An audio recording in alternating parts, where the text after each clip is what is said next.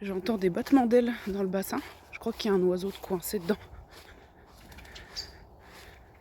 Ah non. Bah, ils prenaient leur bain, c'était volontaire alors. J'entendais des battements d'ailes, j'ai dit ça y est, il y en a un qui est coincé. Mais j'ai dit ça m'étonnait avec la végétation qui s'en sortent pas, mais il y a toujours des trucs pour s'agripper. Bon bah c'est bien. Fausse alerte. Tout ça, j'ai pas eu le temps de prendre mon café, tant pis. Ça sera après. On va ouvrir tout le monde. Coucou les loups. Alors en fin de vidéo, on va mettre en route la couveuse. Parce que là, aujourd'hui, on est samedi, ça fait 2 semaines que les coqs ne sont plus là, donc c'est pas la peine d'espérer que les œufs que je continue à mettre de côté soient encore fécondés. Là, il n'y a plus d'espoir. Donc elle va être mise en route. On va le faire ensemble à la fin. Bon, les œufs factices, c'est pas une réussite, hein. Je m'acharne encore une semaine, mais j'ai essayé d'en mettre dans plusieurs caches. Et ils me les virent. Donc là, je les ai tous regroupés. Enfin, tous, pas les 8, hein, j'en ai mis que 4, c'est déjà pas mal. Je les ai regroupés là. Bon, on les voit d'ailleurs.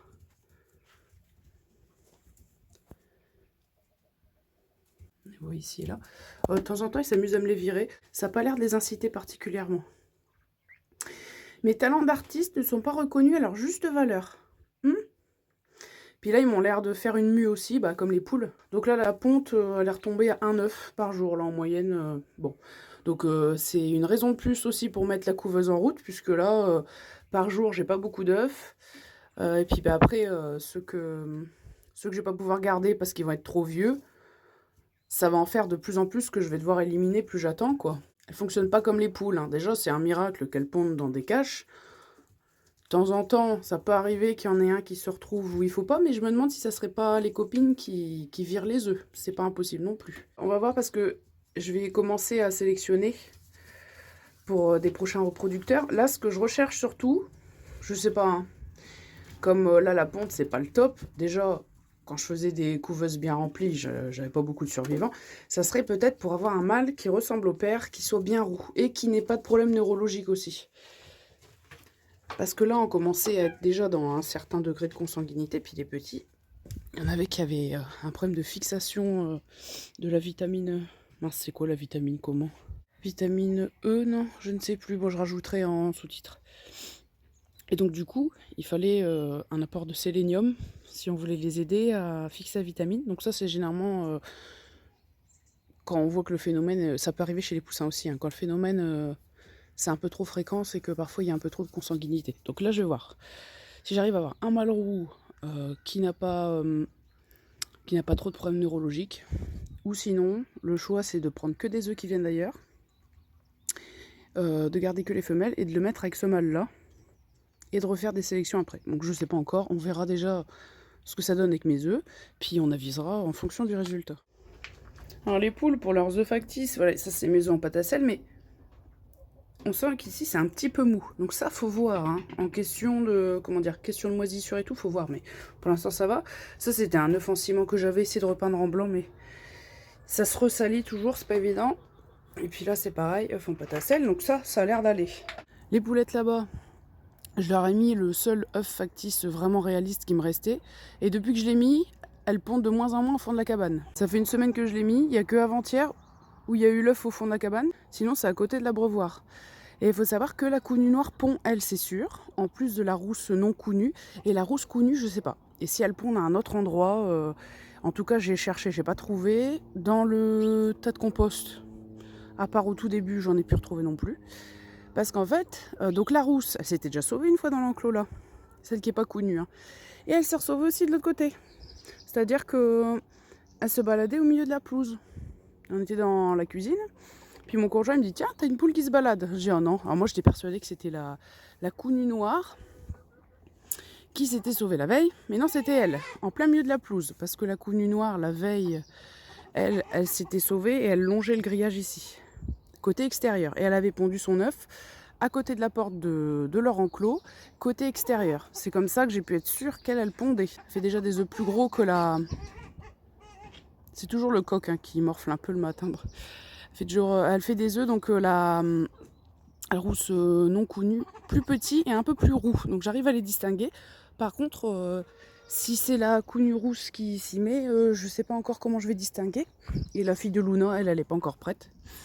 Et vous voyez ici, j'ai mis d'un côté les 2 œufs en ciment et de l'autre côté les balles de ping-pong. Je me suis dit tiens, les balles de ping-pong, je vais les mettre dans le pondoir qu'elles aiment le moins. De toute façon, c'est pas grave. Et ben en fait, hier 3 œufs côté balles de ping-pong. Alors vous voyez, les poules sont quand même moins regardantes. Et après, c'est vrai que ça, c'est moi qui dis.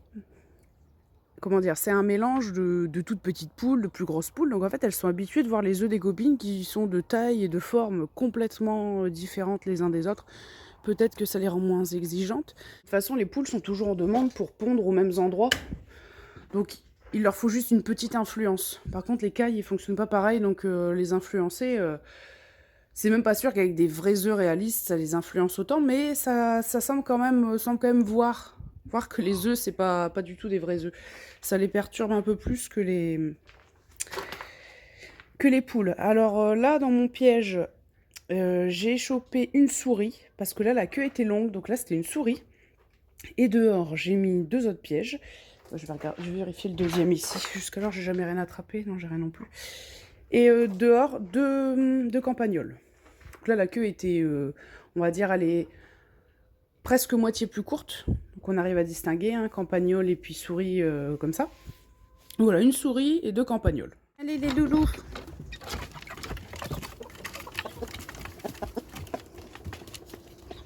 Oh!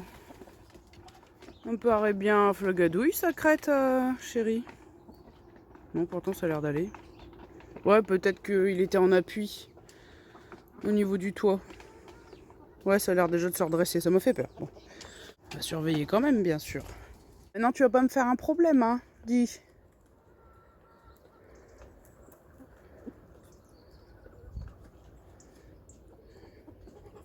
Bon, niveau comportement, ça a l'air d'aller pourtant. Ah non, hein. C'est pas possible. C'est vraiment n'importe quoi. Elle vient chercher les graines fermentées qui flottent en surface.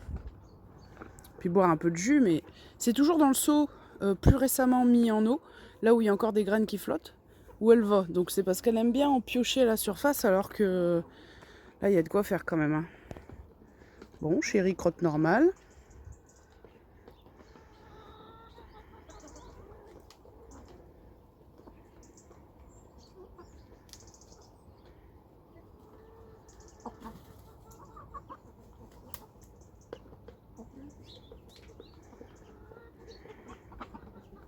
Bon, j'ai pas mis la mangeoire.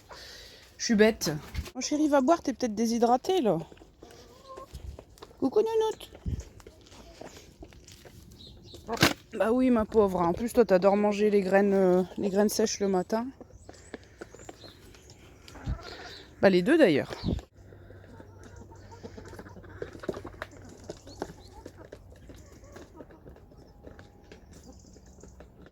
Et donc Paillette, ça y est.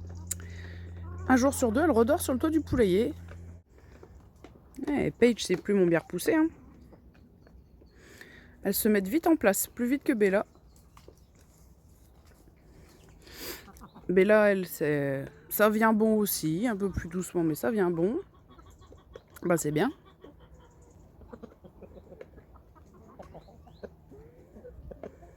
T'as mon chéri chou?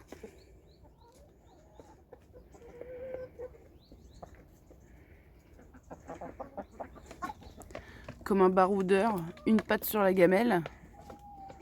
Bon, je te vexe.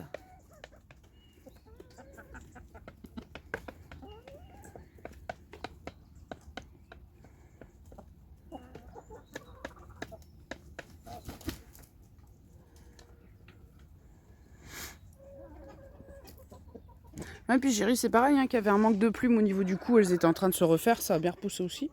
Bon, je vais surveiller. Là, ça a l'air d'aller, mais c'est vrai que sa crête, elle me paraissait un petit peu flagadouille, là, après le réveil. Peut-être qu'il était en appui contre le toit, hein, je sais pas. T'as ma biche? Oh là là, oui. Toi, t'as toujours des belles plumes. Hein. Et de la voix aussi. Hein?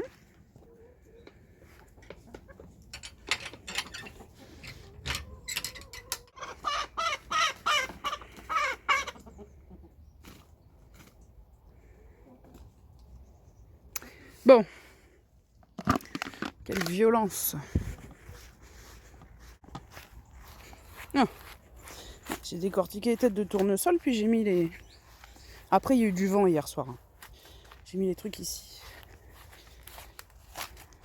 D'ailleurs, j'ai oublié mon pull.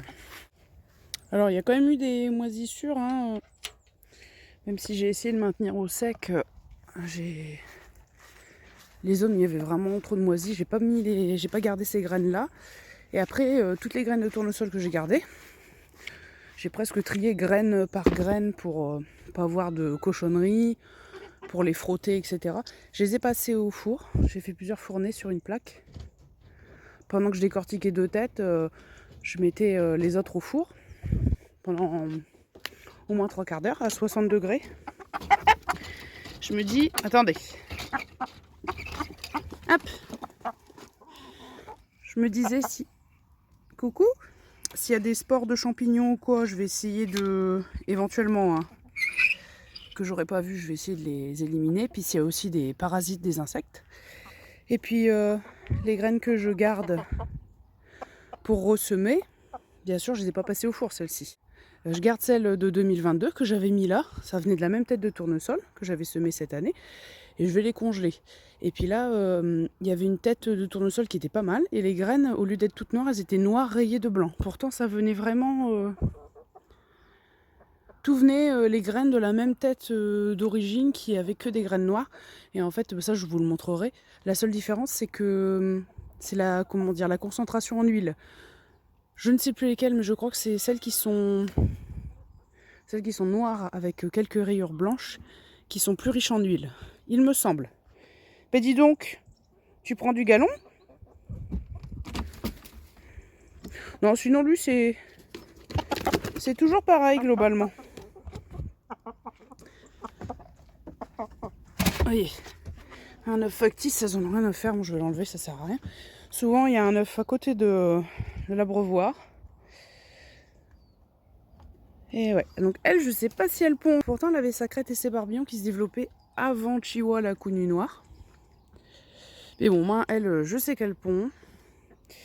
Et la toute rousse, ça, c'est la première à avoir pondu. Mais voilà, j'ai 2 ou 3 œufs d'elle. Alors, je sais plus du tout si les coques, il l'a coché. Ça, je sais plus. Je crois qu'il cochait. Elle, il l'a coché.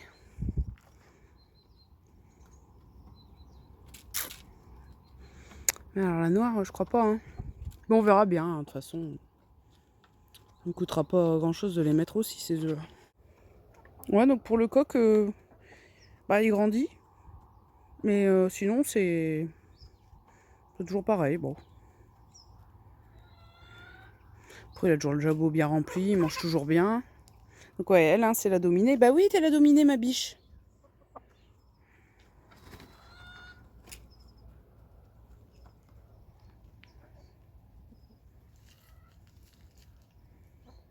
Ah, donc Phoebe, pas encore de plumes qui repoussent. Hein. Vivement. Hein. Parce que sa sœur Paige, elle, ça fait quelques semaines que ça a commencé. Il faudrait que elle, ça suive aussi. Mais sinon, elle est en pleine forme. N'a pas refait de problème depuis longtemps. Pourvu que ça dure.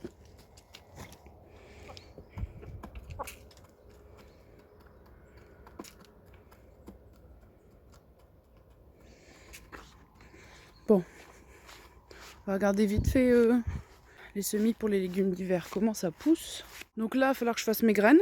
Que je les récolte. Courgettes, coutor. Et puis celles que j'ai là-bas, mais qui sont très tordues, qui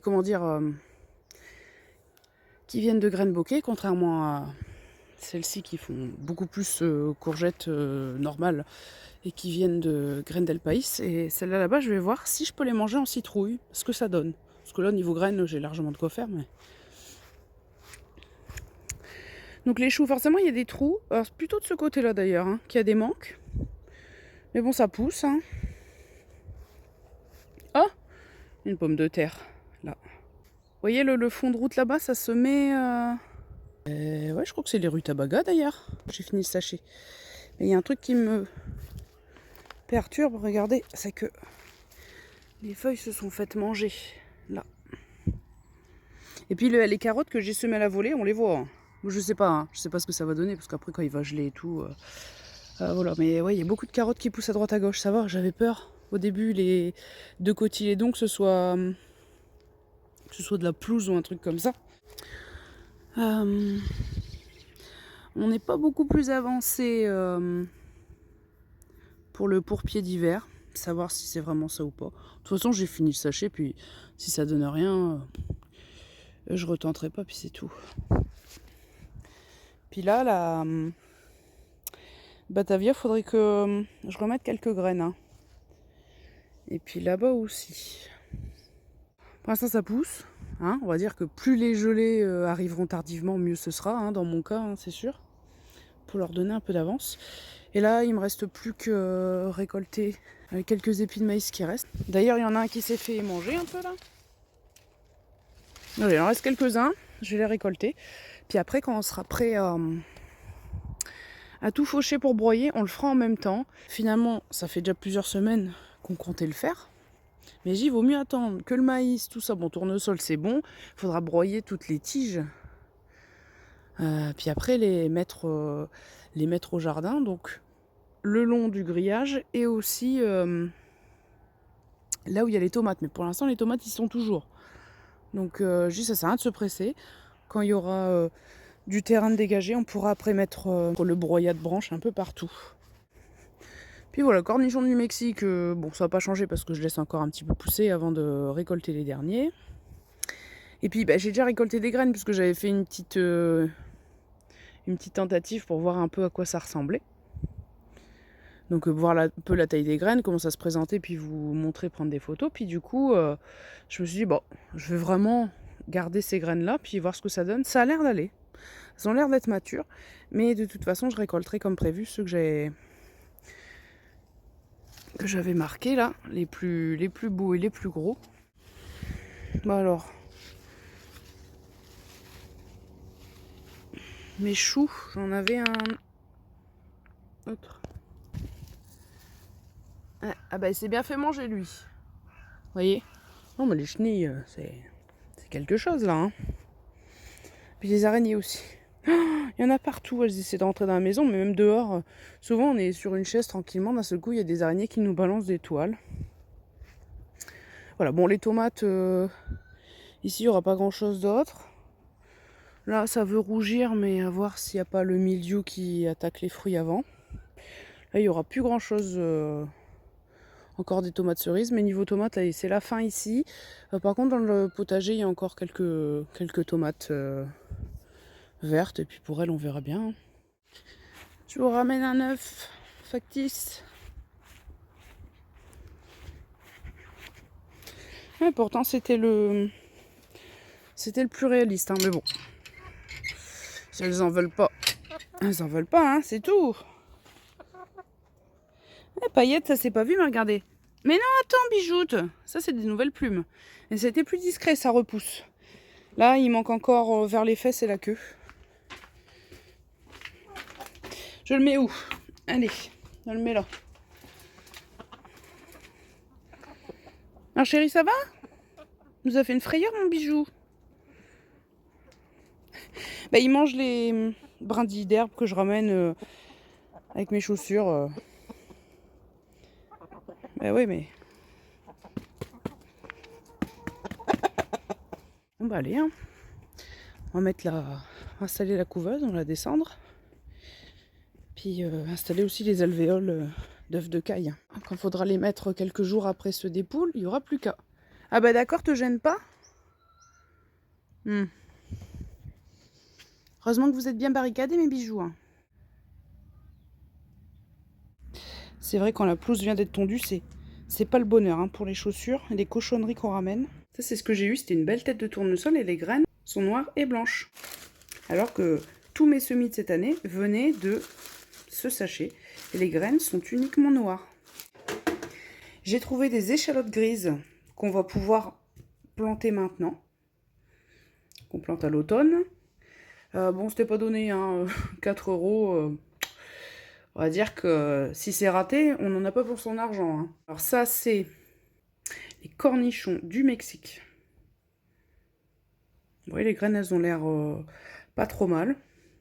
Je récolterai toujours celles comme prévu. Et je me suis dit, au moins, j'aurais pas fait une démonstration pour rien d'en avoir ouvert en 2. Puis je les ai quand même mis dans mon pot de cornichons, hein, ceux que j'avais ouverts en 2 et que j'avais enlevé, où j'avais enlevé les graines. Donc il n'y a vraiment pas eu de perte. Ça, c'est les cornichons de Paris. Donc là, c'est en train de finir de sécher, hein. J'ai fait macérer pour enlever la pulpe. J'ai enlevé l'eau. Hier, j'ai décollé. Là, je redécolle encore. C'est encore humide, hein. Faut attendre un petit peu. Ça, c'est aubergine Black Beauty. Donc celles-ci, elles sont bonnes. Je vais pouvoir les mettre en sachet. Ça, c'est finalement poivron long des Landes. Il y avait un poivron qui était bien rouge. Là, comme les tomates se sont un peu couchées et tout, j'ai pu voir. J'en ai quelques gros tout verts.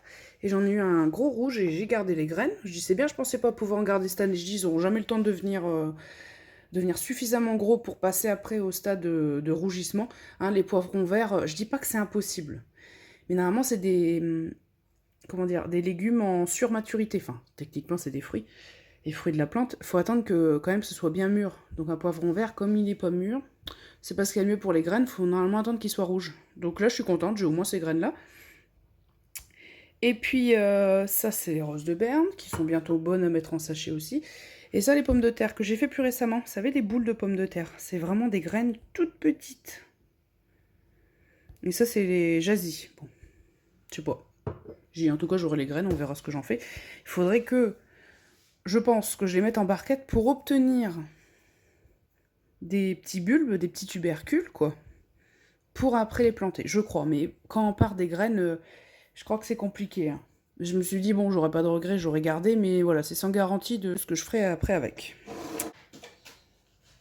Alors, ça, c'est ma récolte de tournesol. Je sais pas si j'arrive à vous montrer ce que ça représente.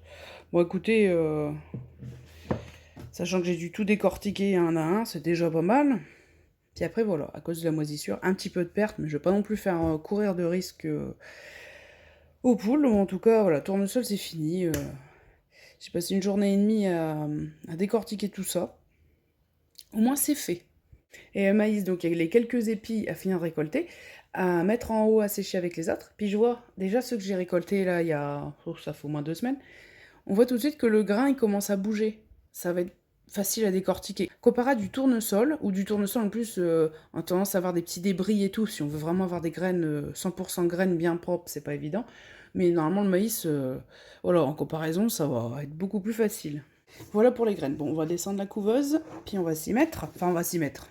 On va la préparer. Il faut attendre que les paramètres se soient stabilisés ensuite pour mettre les œufs, bien sûr. Voilà la bête. Bon, je l'avais branchée 2 secondes pour être sûr qu'elle fonctionne, parce que ça sert à rien que j'installe tout si finalement elle marche pas. Donc je fais toujours attention. La dernière fois que j'ai utilisé, j'ai bien nettoyé. J'avais démonté le cache et tout. Donc j'avais nettoyé au mieux. Hein. Bon, après, sans toucher trop aux parties électroniques. Maintenant, je vais installer les adaptateurs d'œufs de caille. Donc je laisse une zone au milieu pour les œufs des poules. Donc les œufs des poules, là j'en ai 11. Bon, si vraiment, là j'en ai un autre qui arrive, je le mettrai peut-être dedans, mais généralement les œufs déjà, il faut les laisser reposer avant de les mettre en couveuse. Donc bon, bref. Mais au cas où, je prévoirai au moins 12 emplacements centraux avec les œufs de poule, puis tout autour, je vais mettre les adaptateurs d'œufs de caille. Donc œufs de caille, j'en ai 18. Bon, il y en a quelques-uns qui ont un petit peu plus de 15 jours. Hein. La date d'aujourd'hui, les 2 plus vieux ont 18 jours. Bon, je vais quand même tenter, je les mettrai quand même, mais voilà. 18, 19, 20, 21, 22, 23, 24, 25, 26. Je vais vous mettre sur trépied, puis je vais mettre les adaptateurs avec mes 2 mains. Donc je mets la petite manivelle. Voilà. Donc les adaptateurs, c'est ça. Hein. Donc on les acclique dans les alvéoles. C'est plus facile à cliquer qu'à décliquer. Hein.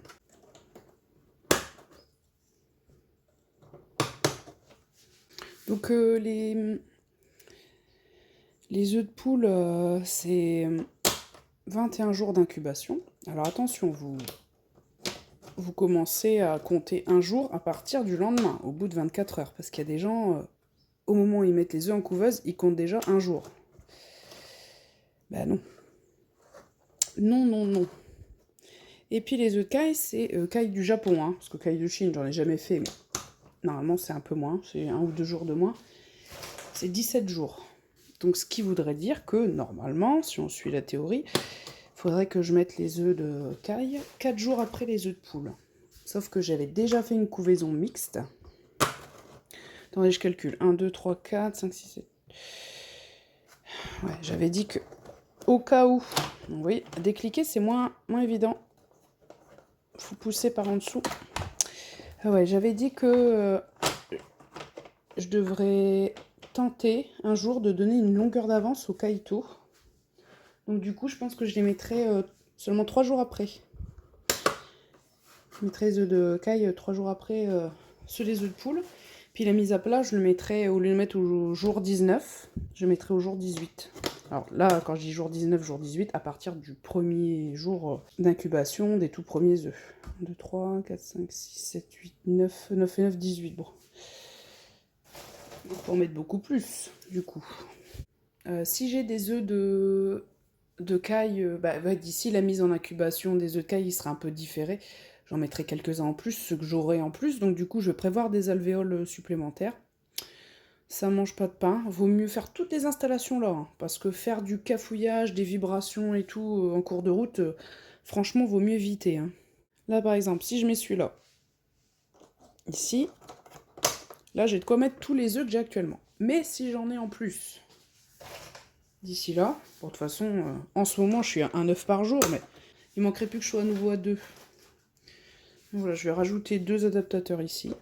Bon, là, j'aurai normalement des espaces en plus. Plus que nécessaire, mais bon, vaut mieux ça que l'inverse. Voilà, les œufs de poule seront au milieu. Et puis autour, donc là, les œufs de caille. Donc là, c'est prêt. Je mets la couveuse en route.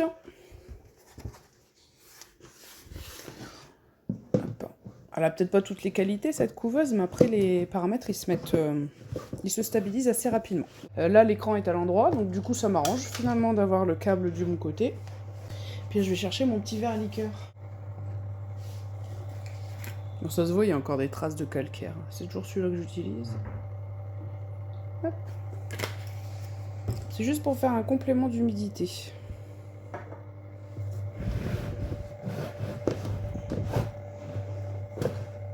Hop. Le verre, je le mets là. Hein.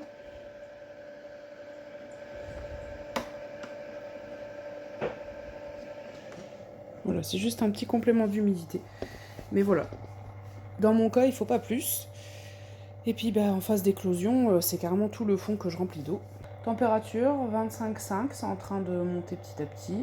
Plus qu'à attendre que les paramètres se stabilisent. Ouais, je pense que vers midi, je mettrai les premiers œufs. Ah oui, il faut que je vous les montre. Donc alors les œufs, c'est tout ce que j'ai eu. Hein. Depuis le début où je ramasse les œufs, alors le tout premier que j'avais ramassé était fissuré. Ça se voyait pas tout de suite, hein. Ça s'est vu 2 jours après. On a vu toutes les fissures apparaître. Donc j'avais mis au frigo, j'avais utilisé en pâté. Et puis c'est là que j'ai vu qu'il y avait un disque germinatif et je me suis dit, oh, on va bien tenter le coup. Ensuite celui-là, ah oui, alors il y en avait eu un cassé dans le tas de compost, parce qu'on a retrouvé des bouts de coquilles, c'est tout. Et puis voilà, celui-ci il est un peu difforme. Je le mettrai quand même, je tente la chance. Vous voyez, du 17, hein, va pas falloir... Lui ça fait 11 jours par exemple. Bon, j'ai assez peu d'espoir pour lui. Il m'a l'air un peu spécial, puis la coquille un peu épaisse, mais vaut mieux tenter.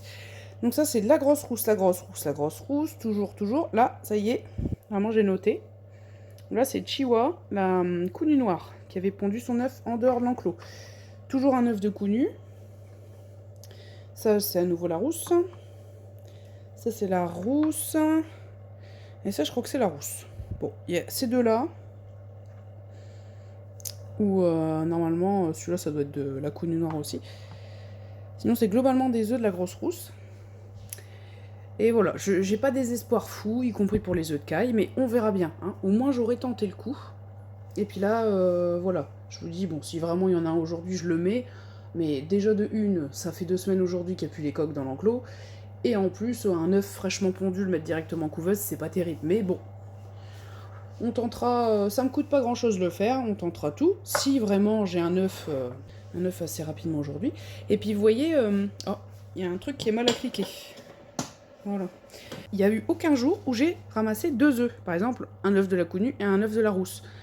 C'est l'un ou l'autre. Et toujours à côté de l'abreuvoir. Et j'ai pas trouvé d'autre endroit. Alors il y a une journée, J'ai vu dans leur cabane qu'il y avait un peu de jaune d'œuf, mais j'ai trouvé aucune autre trace. Il y a dû y avoir un œuf pondu, parce que le soir, à moins que je l'ai mal vu, je soulève le capot, déjà pour voir qu'elles soient toutes là, puisque c'est un peu des fugueuses. Et peut-être qu'il y a eu un œuf que soit j'ai pas vu, soit qui a été pondu tôt le matin, et qui a été abîmé, cassé, puis qu'elles ont mangé. Il y a eu un peu de jaune d'œuf. Bon. Mais c'est vrai que j'en trouve jamais deux le même jour. Donc c'est soit un œuf de la rousse, soit de la cognue. Alors la cognue, vous voyez, elle pond déjà des œufs plus gros. Hein. Premier œuf. Deuxième. Alors à moins que ce soit... Ça, j'ai mis un... Ça, c'est sûr que c'est le sien. Ça, à moins que ce soit de la cognue rousse. Ouais, c'est déjà un petit plus gros œuf que la rousse. Et donc voilà. Bon, écoutez, comme ça, je sais que le père, ça sera le fils de Chéri, celui qui lui ressemblait comme deux gouttes d'eau.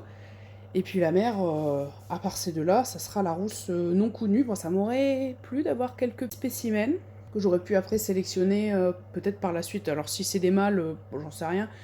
Mais en tout cas, s'il y a des femelles, j'aurais pu garder. Si c'est des belles poulettes pour le futur enclos des poulets de chair.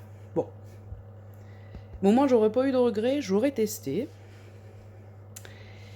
Et puis on verra. Donc niveau paramètres, où est-ce qu'on en est? 34,3 degrés, ça y est, ça monte. Là, humidité 31%. Vous voyez, il faut que l'humidité, c'est surtout ça qui va être plus long à stabiliser. Bon, après, c'est pas un drame. Hein. Quand la poule, elle se met sur ses œufs au tout début, c'est pareil. Il faut un certain temps pour que les œufs y chauffent, que les paramètres se mettent en place et tout. Donc voilà, je sais pas si la prochaine fois, il y aura un mirage. J'ai des doutes parce que, comment dire, pour les œufs de poule, on pourra regarder, c'est sûr. Mais les œufs de caille, ça sera trop juste. Par exemple, si c'est samedi pile dans une semaine, les œufs de caille, ça fera que 4 jours. Donc ce sera trop tôt.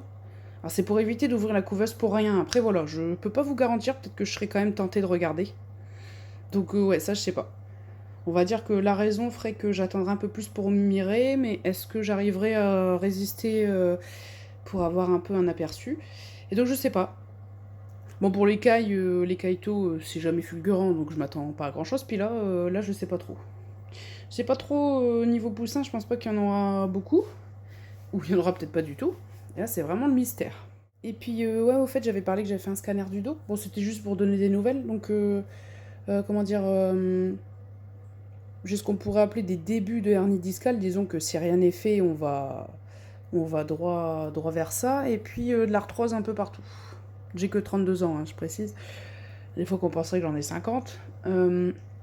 Donc voilà, kiné pour le dos qui commence la semaine prochaine. Jusqu'alors, ça fait plusieurs semaines, il y a des séances, c'était que pour ma main. Et là, elle va faire la main et le dos en même temps. Donc voilà, beaucoup. Faut renforcer les muscles de la colonne. Il n'y a que ça qui peut ralentir le processus et arranger les choses. Donc voilà, je ne suis pas une malade imaginaire.